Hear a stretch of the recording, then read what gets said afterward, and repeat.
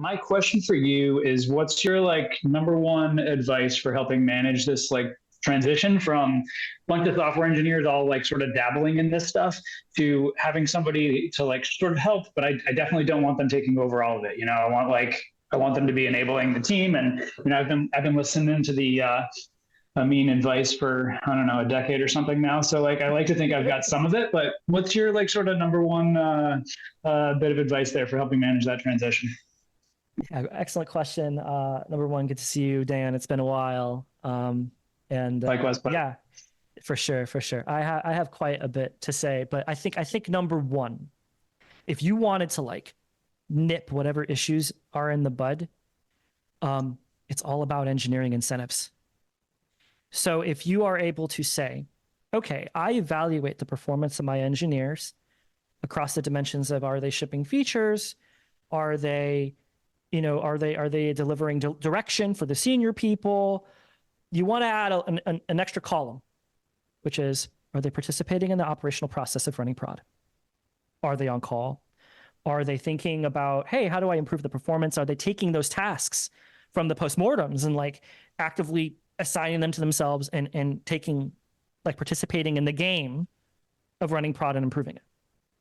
The moment that you do that, you're basically incentivizing all of your engineers to take as much work as they can in order for them to get a good rating and for them to get, whatever the incentive structure is, bonuses, promotions, whatever. So you have to build operational ownership into the role of being a software engineer at the company that you're at.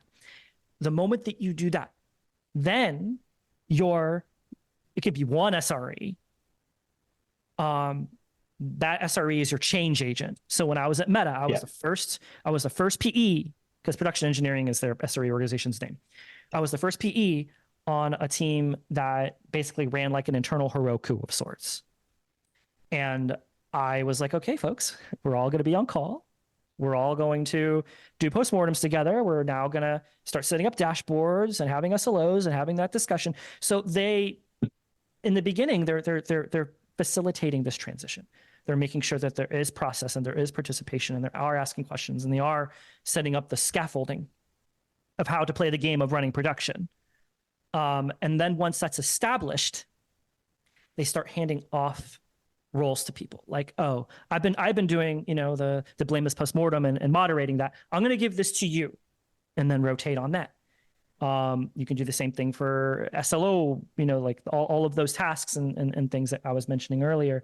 So what you end up with is engineering team that's engaged, an SRE that isn't being overloaded with operational work. Everyone's participating in it together. And then finally, a delegation of ownership, like over the process. It's not the SRE being the end all be all of how production is run. That responsibility is being shared by the team because now they have opportunities to grow and exercise some direction and leadership, which grows them as professionals as well, and also removes the bus factor of the SRE in question.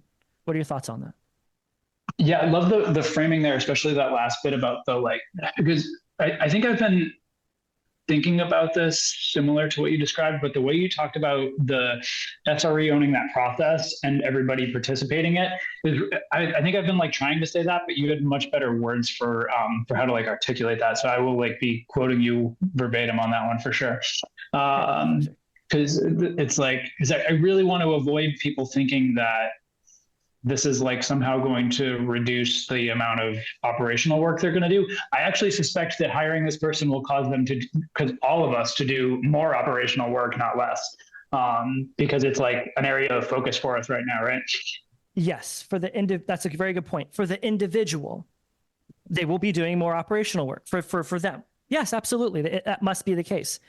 However, over time, the collective amount of time spent by the team on the operational work over time will go down.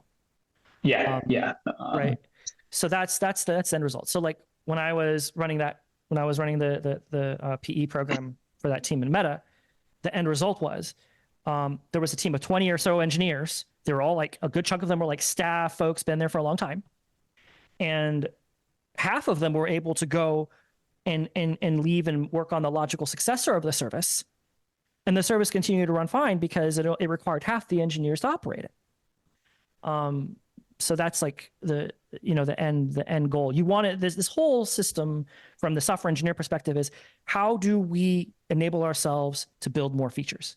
At the end of the day, we're giving them what it is they want. It's just that we have to do the preventative maintenance as part of that process.